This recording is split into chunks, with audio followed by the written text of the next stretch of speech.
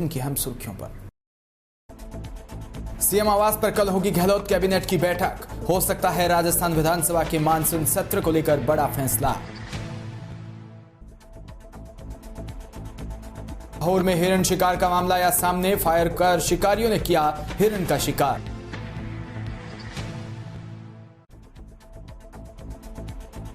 जोटवाड़ा थाना पुलिस की ताबड़तोड़ कार्रवाई। 2 महिलाओं के हत्याकांड का किया पर्दाफाश। 2 आरोपी गिरफ्तार।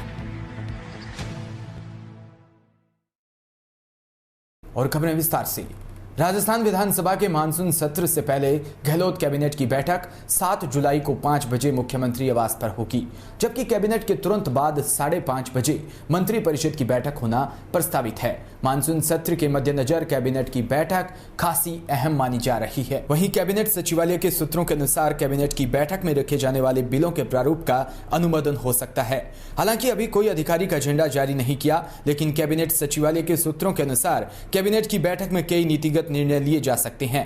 विधानसभा के सत्रवासान के लिए विधि व संसदीय कार्य विभाग ने फाइल मुख्यमंत्री अशोक गहलोत के पास भेज दी है। मुख्यमंत्री को हरी झंडी मिलने के बाद मानसून सत्र शुरू होगा। उल्लेखनीय है कि संसद का मानसून सत्र 19 जुलाई से शुरू हो सकता है, यानी गहलोत सरकार 15वीं विधानसभा का 7वां मानसून सत्र जुलाई में बुला सकती है। हालांकि अभी छठे सत्र के सत्रावसान की फाइल सीएम अशोक गहलोत की मंजूरी का इंतजार है। जालौर से खबर, जहां अगर प्रत्येक संगठन या संस्था इस प्रकार से जरूरतमंदों की हेल्प करने में लग जाए तो हर साथी की मदद मिलेगी। समाज सेवा यह शब्द अपने आप में सुना होगा, लेकिन ओम बना टाइगर फोर्स विकास कमेटी द्वारा जो 36 कौम के लिए सेवा का कार्य कर रहे हैं वो अपने आप में बहुत सराहनीय कार्य है। नागौर जिले के भाखरुद में 10 दिन पहले 7 पुत्रियों के इकलौते सहारा पिता बाबूलाल जी दर्जी थे, लेकिन वो भी चल बसे। 7 जुलाई को 4 बच्चों की शादी है और 36 कौम के ग्रामीणों ने मिलकर 8 लाख की सहायता परिवार तक पहुंचाई। भाखरुद सरपंच सुरेंद्र चौधरी ने ओम बना टाइगर फोर्स के कार्यों को सल्यूट किया। वह युवाओं से अपील की कि ऐसे संगठन से जुड़कर 36 कौम की सेवा के लिए आगे आए। वह सेवाभावी संगठन ओम बना टाइगर फोर्स विकास कमेटी के सक्रिय सिपाही खींव सिंह तंवर द्वारा मायरे के रूप में कूलर, पलंग, अलमारी, टेबल, कुर्सी सहित जरूरी सामान व सहयोग किया। मैं एडवोकेट सुरेंद्र भाकल, सरपंच प्रतिनिधि ग्राम पंचायत भाखरोद। मैं ओम बना टाइगर फोर्स विकास समिति को बहुत बहुत धन्यवाद देना चाहता हूं। माधो सिंह जी हमारे गांव आए और बाबूलाल जी दर्जी का निधन हुआ था 24 को। उनकी बच्चियों के लिए कन्यादान का जो उन्होंने सहायता दी है उसके लिए बहुत बहुत धन्यवाद, बहुत बहुत साधुवाद। हम कोशिश करेंगे कि ओम बना टाइगर फोर्स के सदस्य यहाँ से बढ़ाएं, ताकि ऐसी किसी भी बड़ी आपदा हो तो उनको सहयोग मिलता रहे। पुनः बहुत बहुत धन्यवाद, बहुत बहुत साधुवाद ओम बना टाइगर फोर्स को, जो हर गरीब की मदद के लिए हर वक्त तैयार है। धन्यवाद। जय श्री राम। साथियों, आज नागौर जिले के भाखरोद गांव, जहां पर कुछ दिन पहले एक ऐसी दर्दनाक घटना हुई थी, जिसने भी सुना उसको भी दर्द हुआ। और उनके 7 बेटियां हैं, उसमें 4 बच्चों की शादी है और सारे ग्रामीणों ने मिलकर एक ऐतिहासिक कार्य किया है और सभी ने एकता का परिचय दिया है। सरपंच महोदय का और समस्त सज्जन ग्रामीणों का हृदय से आभार व्यक्त करते हैं। और ओम बना टाइगर फोर्स विकास कमेटी के भामाशाह श्रीमान खींव सिंह जी तंवर साहब द्वारा कन्यादान हेतु जो सहयोग किया है उनका मैं हृदय से आभारी हूं। और इसी गांव के कार्यकर्ता कृपाल सिंह जी चौहान, और आज उनके 12 दिन हैं। जो बाबूलाल जी टेलर दर्जी वो खत्म हुए, उनके कल 12 दिन है, परसों उनके बच्चों की शादी है। तो साथियों, ऐसे दुख की घड़ी में उस परिवार के लिए, उन बहनों के लिए भाई बनकर पहुंचने वाले प्रत्येक साथी का, प्रत्येक ग्रामीण का, उन सभी पिता तुल्य बुजुर्गों का, युवा साथियों का हृदय से आभार व्यक्त, अभिनंदन व्यक्त करते हैं। और ओम बना टाइगर फोर्स विकास कमेटी को भी एक छोटा सा सौभाग्य प्राप्त हुआ, जो कन्यादान हेतु कुछ सामान उस गुड़िया के लिए लाए। और तहे दिल से आभार खींव सिंह जी तंवर साहब का, जिनके माध्यम से ये सारा कार्य संभव हुआ। धन्यवाद। जालौर जिले के आहोर उपखंड क्षेत्र के शंखवाली गांव के गोचर भूमि में अज्ञात शिकारियों ने एक हिरण पर बंदूक से फायर कर शिकार करने का मामला सामने आया है। आपको बता दें, शंखवाली के गोचर भूमि में हिरण की शिकार की घटना के दौरान शिकारियों को ग्रामीण की भनक लगने पर शिकारी अपनी बाइक को मौके पर छोड़कर फरार हो गए। शिकारियों की ओर से हिरन का फायरिंग किया गया, जिसमें एक हिरन को मृत भी मिला है। वहीं ग्रामीणों द्वारा शिकारियों का पीछा करने पर ग्रामीणों पर भी शिकारियों ने बंदूक से फायर किया। इधर ग्रामीणों ने वन विभाग व पुलिस को सूचना दी, जिस पर जालोर डीएसपी हिम्मत सिंह सारण मौके पर पहुंचे और घटनास्थल का मौका मुआयना किया। पुलिस ने शिकारियों की बाइक को जब्त किया है और बाइक से एक गिलोल भी बरामद की है। जयपुर डीसीपी वेस्ट प्रदीप मोहन शर्मा ने परिवादी राजेश कुमार खेमका ने घटनास्थल पर एक लिखित रिपोर्ट दी थी कि मेरी माताजी निर्मला देवी सीताराम खेमका मेरी फैक्ट्री कबीर इंटरप्राइजेज शालीमार चौराहा छोटवाड़ा में स्थित है। मेरे ड्राइवर महेंद्र उर्फ पिंटू ने फोन कर बताया माताजी नीचे गिरी हुई है और खून ही खून बिखरा हुआ है, और उन्होंने कहा कि आप जल्दी आ जाओ। मेरा बेटा कबीर जल्दी से फैक्ट्री पहुंचने पर देखा कि कमरे के फर्श पर गिरी हुई है और खून से लथपथ थी। दोनों कमरों में खून बिखरा पड़ा था। मुझे पूरा संदेह है कि मेरी मां की किसी ने हत्या की है। वहीं पश्चिम बंगाल निवासी महिला की दूसरी हत्या के मामले को भी गंभीरता से देखते हुए झोटवाड़ा थानाधिकारी विक्रम सिंह के नेतृत्व में टीम का गठन किया।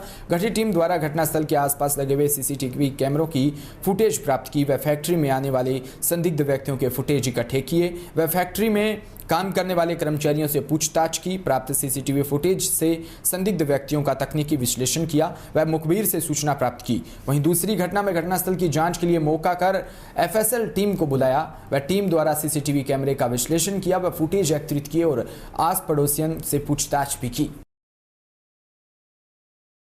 पुलिस थाना झोटवाड़ा से सुबह प्रातः 8 बजे सूचना प्राप्त हुई कि पीपा फैक्ट्री एक जो कनस्तर बनाने की फैक्ट्री है इंडस्ट्रियल एरिया झोटवाड़ा में, यहाँ पे एक बुजुर्ग महिला की डेड बॉडी मिली है।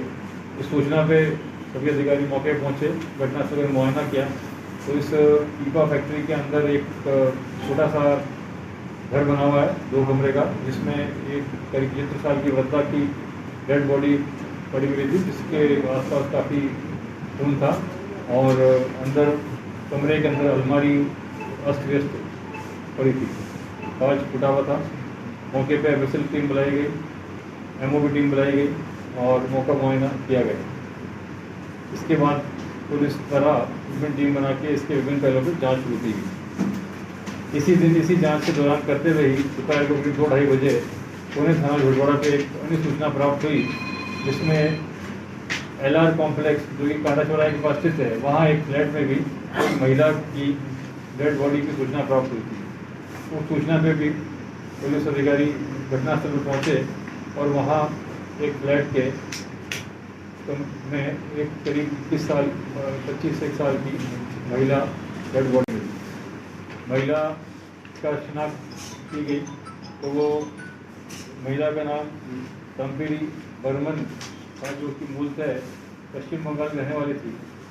फ्लैट उसने उसके पति ने तापस बर्मन ने किराए पे लिया था कुछ दिन पहले, और उसके बाद से फ्लैट पे जब अन्य एक महिला उसको देखने गई तो वो फ्लैट बाहर से बंद मिला। तब उसने डुप्लीकेट चाबी से फ्लैट का ताला खोला तो अंदर उसको डेड बॉडी मिली। तो उस अन्य महिला ने हमें पुलिस को इसकी सूचना दी। दोनों ही घटनाओं में एफएसएल को बुला करके घटनास्थल का निरीक्षण किया गया और अनुसंधान प्रारंभ किया गया। दूसरी घटना जिसमें एक पश्चिम बंगाल की महिला तम्पेरी बर्मन का शव मिला था, उसमें चूँकि जानकारी में आया कि ये महिला अपने पति के साथ, जिसका नाम तापस बर्मन है, इसी फ्लैट में रह रही थी और इनकी एक 14-15 माह की बच्ची भी थी। तो जो पति वहाँ से गायब था, नदारद था, इसी को शक की निगाह उसी की पति पर गई तो हमने उसी दिशा में उसकी तलाश करी। पोस्टमार्टम रिपोर्ट में इस महिला का एक मृत्यु स्ट्रैंगुलेशन अर्थात गला दबाने से होना पाया गया। पुलिस को सूचना मिली कि उक्त व्यक्ति जो उसका पति है तापस बर्मन यहाँ से दिल्ली गया और दिल्ली से ट्रेन में होकर के वो पश्चिम बंगाल जा रहा है। उक्त इन्फॉर्मेशन पे हमने डेवलप किया और इस व्यक्ति को वाराणसी के पास में हमने पकड़ा और हमारी टीम उसको लेकर के यहाँ आई। इसको आज इस प्रोग्राम में गिरफ्तार किया गया।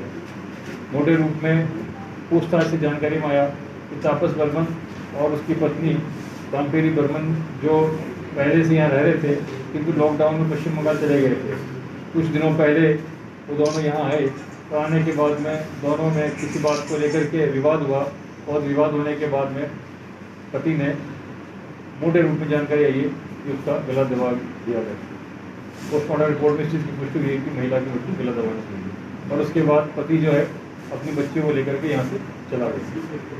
इसे पति को आज वहाँ गिरफ्तार कर ले गया मुकदमे में और इस प्रकार से इस मुकदमे में अब कोई और चीज पेश नहीं। मोटे रूप में पति पत्नी के झगड़े के कारण पत्नी द्वारा हत्या करना साबित है।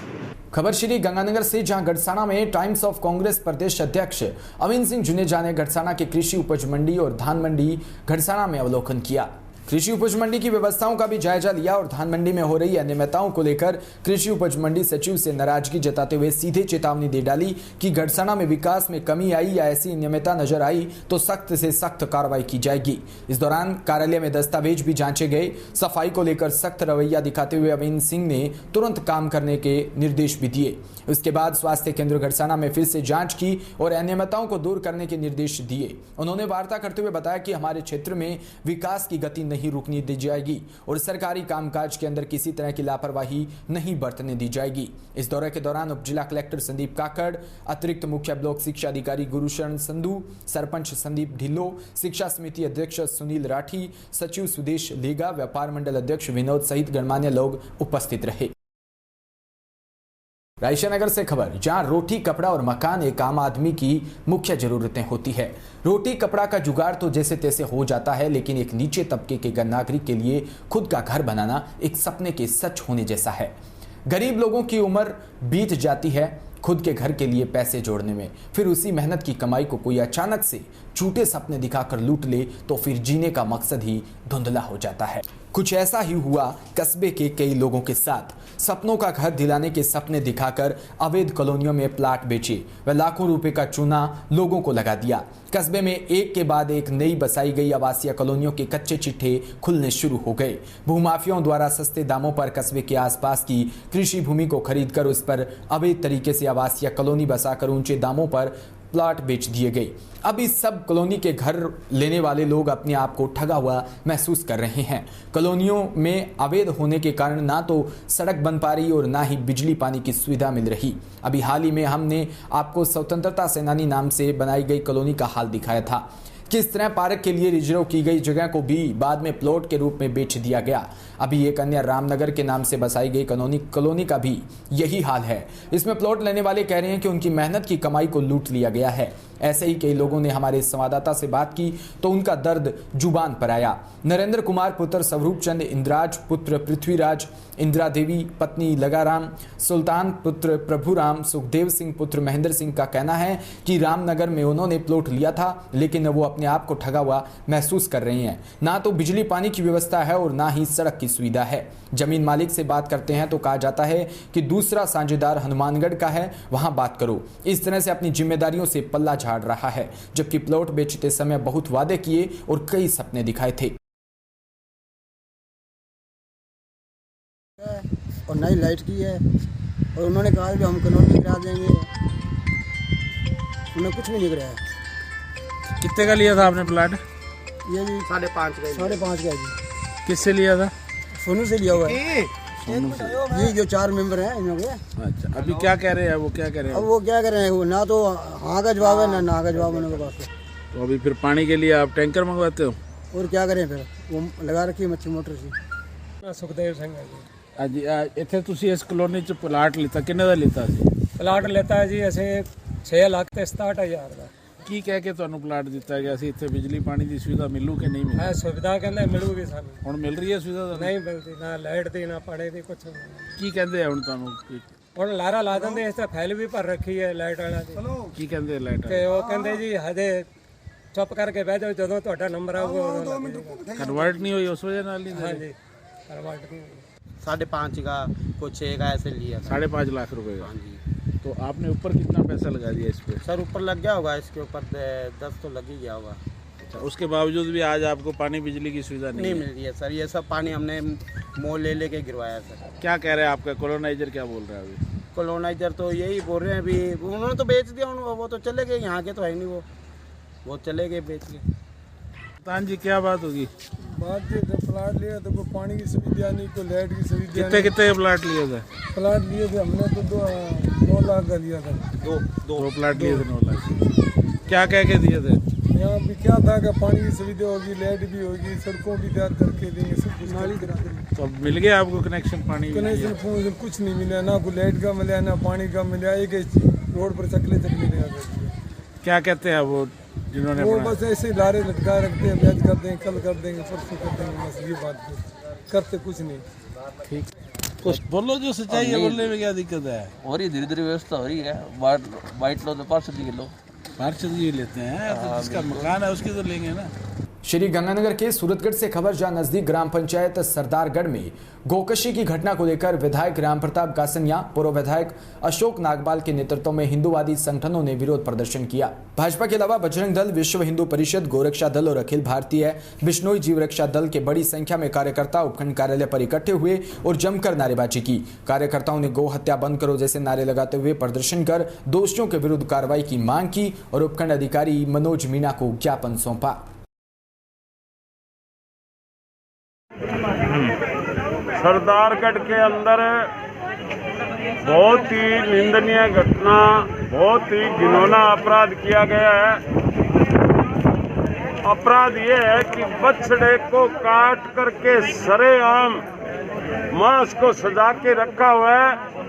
तकड़ी और बाट तोल तोल कर गांव के अंदर मांस वितरण किया जा रहा था और हमारे गो भक्तों ने वहां पर खुद जाकर के चेक करके सारी घटना देख करके बाद में पुलिस को सूचना की है। पुलिस मौके पे आई है, मौके पे मांस बरामद हुआ है और जो दोषी व्यक्ति थे वो भी 2 मिल गए और 2 भाग गए। तो इसके अंदर प्रशासन से हमारी ये मांग है कि जितने भी दोषी है उनको बख्शा नहीं जाए और जो मांस खाने वाले हैं, जिन लोगों ने वहां से मांस ले करके खाने का काम किया है, उनको भी नहीं बख्शा जाए। ये हमारी प्रशासन से मांग है और प्रशासन से समय रहते हुए अगर कार्रवाई सही नहीं की तो परिणाम भुगतने के लिए तैयार रहे, ये हमने चेतावनी दी आज। तो जरिए टेलीफोन गौ रक्षा दल के सदस्यों से थाने पे सूचना मिली कि सरदारगढ़ गांव में कुछ लोगों ने गोवंश बछड़े की हत्या करके उसके शरीर का मांस निकाल के और गो मांस जो है उसको गांव में विक्रय कर रहे हैं। इस सूचना की तस्दीक हेतु थाने से मैं जाब्ते के रवाना होकर गांव सरदारगढ़ पहुंचे। गांव सरदारगढ़ में मोहम्मद मुर्तजा उर्फ गुड्डू, उसके घर के अंदर मांस बरामद हुआ। मौके पे वेटरनरी स्टाफ को बुलवाया जाकर मांस का सैंपल विस्रा वगैरह लिए गए हैं। अभी गौ रक्षा दल के सदस्यों द्वारा रिपोर्ट पेश की जा रही है, जिस पे मुकदमा दर्ज कर अग्रिम कार्रवाई की जाएगी। चोमू से खबर, जहां ग्राम पंचायत सांदरसर में कई वर्षों से बसे दलित परिवारों के मकानों पर प्रशासन द्वारा गोचर भूमि मानते हुए 6 दिन पूर्व जेसीबी चलाकर हटाने की कार्रवाई की गई थी। प्रशासन द्वारा की गई कार्रवाई के उपरांत दलित परिवारों से मिलने के लिए क्षेत्रीय विधायक रामलाल शर्मा मौके पर पहुंचे और पीड़ित परिवार की वेदना सुनी। स्थानीय परिवारों का विधायक शर्मा का कहना था कि वह पिछले 20 वर्षों से आबादी भूमि पर बसे हुए थे। उन्होंने ग्राम पंचायत से पट्टा लेने के लिए भी आवेदन किया हुआ था, परंतु पंचायत प्रशासन ने उक्त भूमि को गोचर भूमि मानते हुए हमें हटाने की कार्रवाई की है। विधायक शर्मा ने उक्त भूमि का दोबारा सीमा ज्ञान करवाने की बात कही और सोमवार को पीड़ित परिवारों के साथ जयपुर जाकर जिला कलेक्टर से मिलकर दोबारा जांच कराने के लिए कहा।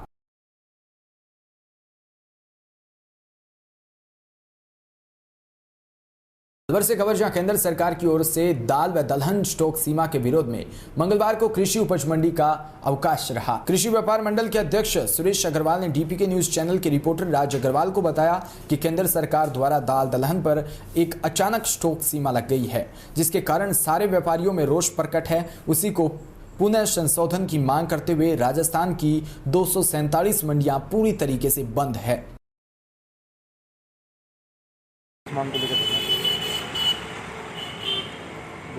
केंद्र सरकार द्वारा दाल दलहन पर अचानक एक स्टॉक सीमा लगा दी गई, जिसे कारण सारे व्यापारियों में, देश के व्यापारियों में रोष व्याप्त है। उसी को उन्हें संशोधन की मांग करते हुए हमारे राजस्थान की आज 247 मंडियाँ पूर्णतः बंद हैं। हम लोगों का कहना यह है कि आपने कृषि जब कानून बनाया उस समय ये कहा गया कि कोई भी वस्तु की कीमत समर्थन मूल्य से 50% अधिक होने पर उन्हें वस्तु अधिनियम लागू किया जाएगा। आज की डेट में वस्तु अधिनियम इन्होंने समाप्त कर दिया था, उन्हें उसे लागू करते हुए स्टॉक सीमा लागू की गई है। वर्तमान में चने का भाव 4546 रुपया है और इसका समर्थन मूल्य 5200 रुपया है। एक तरफ सरकार किसान को समर्थन मूल्य और उससे अधिक पैसा दिलाना चाहती है, एक और अचानक स्टॉक सब लोगों के जिसकी कोई आवश्यकता नहीं थी उसको अनावश्यक रूप से स्टॉक सीमा लागू करके वर्तमान में 4546 रुपये जो चने के भाव आए हैं उससे सारे व्यापारी बड़े दुखी हैं, सारा किसान बड़ा दुखी है। क्योंकि अगर इस तरह की ये सरकार ने एक ठगी की सा जो माहौल बनाया है उससे आगे आने वाले वर्षों में चने का उत्पादन बहुत कम रह जाएगा और हमें विदेशों पर निर्भर कर रहना पड़ेगा। आपका नाम? आप? सुरेश अग्रवाल, अध्यक्ष कृषि व्यापार मंडल। जालोर के भीनमाल से खबर, जहां शहर के बस स्टैंड के पास हुई टक्कर में दोनों वाहन बुरी तरह से क्षतिग्रस्त हुए। गनीमत रही कि कोई जनहानि नहीं हुई। शहर का मुख्य मार्ग होने की वजह से लोग वहां जमावड़ा लगा रहता है, लेकिन सुबह हुई घटना के समय ज्यादा भीड़ नहीं होने के कारण एक बड़ा हादसा होने से टल गया। हुई दुर्घटना में प्रशासन को सबक लेकर तेज गति व लापरवाही से वाहन चलाने वालों पर कार्रवाई करके अंकुश लगाया जा सकता है। दिल्ली नेशनल हाईवे पर कोटपुतली में मंगलवार सुबह फ्लाईओवर से गुजर रहा एक कंटेनर बेकाबू होकर नीचे गिर गया। हादसे के बाद मौके पर पहुंची जेसीबी व क्रेन की सहायता से पुलिस सर्विस लेन से कंटेनर को हटा रही थी, तभी घर्षण की वजह से केमिकल में रिसाव हो गया और कंटेनर में भीषण आग लग गई। देखते देखते कंटेनर पूरी तरह से आग की तेज लपटों से गिर गया और धू धू कर जलने लगा। लपटें काफी ऊंचाई तक उठने लगी। इसमें सैकड़ों की संख्या में लोग इकट्ठा हो गए, मोबाइल से वीडियो बनाने लग गए। इस बीच केमिकल ड्रमों में धमाकों की आवाज आने से भीड़ में अफरा तफरी मच गई। पुलिस ने भी भीड़ को खदेड़ा, इसमें वहां भगदड़ सी मचती रही। जानकारी अनुसार आग बुझाने के लिए दमकल कम पड़ी। वहीं शुरुआत में कोटपुतली में एक दमकल की मदद से फोम डालकर आग को बुझाने का प्रयास शुरू किया। इसके बाद शाहपुरा, चंदबाजी व अन्य जगहों से दमकलों को भेजा। करीब 1 से 1.5 घंटे में आग पर काबू पाया। इसमें जयपुर दिल्ली हाईवे पर एक तरफा यातायात जाम रहा। पुलिस को ट्रैफिक डाइवर्ट करना पड़ा। प्रारंभिक जानकारी के अनुसार केमिकल से भरा यह कंटेनर कोटपुतली से दिल्ली की तरफ जा रहा था। तभी फ्लाईओवर पर चढ़ते वक्त बेकाबू होकर हाईवे पर बनी सर्विस लेन पर आ गिरा, जिसमें ड्राइवर के हल्की चोट आई है। गनीमत रही कि तब कोई वाहन और राहगीर गुजर नहीं रहा था, अन्यथा जान माल का भी नुकसान होता।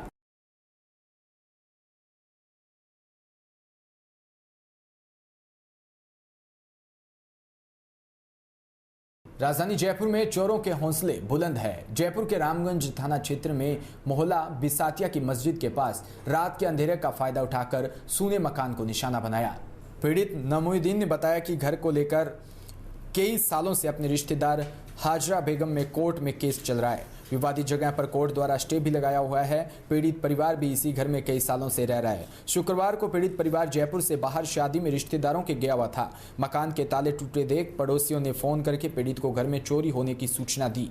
पीड़ित नईमुद्दीन ने बताया कि पड़ोसियों द्वारा घर में चोरी होने की सूचना मिलने पर जब से घर पर पहुंचा तो घर के अंदर सारा सामान बिखरा हुआ था। जब मैंने घर में लगे सीसीटीवी कैमरे की वीडियो देखी तो पता चला कि लोहे के दरवाजे को लोहे काटने की मशीन से उनके कब्जे काटकर अंदर दाखिल हो गए और घर के अंदर रखी अलमारी का लॉक तोड़कर उसमें रखे कीमती नगीने चोर फरार हो गए। फिलहाल रामगंज थाना पुलिस ने मामला दर्ज कर जांच शुरू कर दी है। कोरोना महामारी को देखते हुए जयपुर शहर के ट्रैफिक इंस्पेक्टर सीआई सोनचंद की सराहनीय पहल की गई। आज सरकारी हॉस्टल एमआई रोड पर आम नागरिकों को अपने ट्रैफिक जवानों के साथ मास्क वितरण किया गया। साथ ही हर नागरिक को एक पौधा भी लगाने के लिए कहा और दिया गया और उन्हें संदेश दिया कि इस वैश्विक कोरोना महामारी में हर नागरिक को उच्च मनोबल और सकारात्मक सोच के साथ मास्क का प्रयोग करना चाहिए व सोशल डिस्टेंस रखनी चाहिए। वह हल्का सा भी कोरोना लक्षण दिखने पर तुरंत डॉक्टर को दिखाएं, दवा लें और वैक्सीन लगवाएं। साथ ही हर नागरिक जीवन में एक पेड़ जरूर लगवाएं। इसी के साथ बुलेटिन में इतना ही। नमस्कार।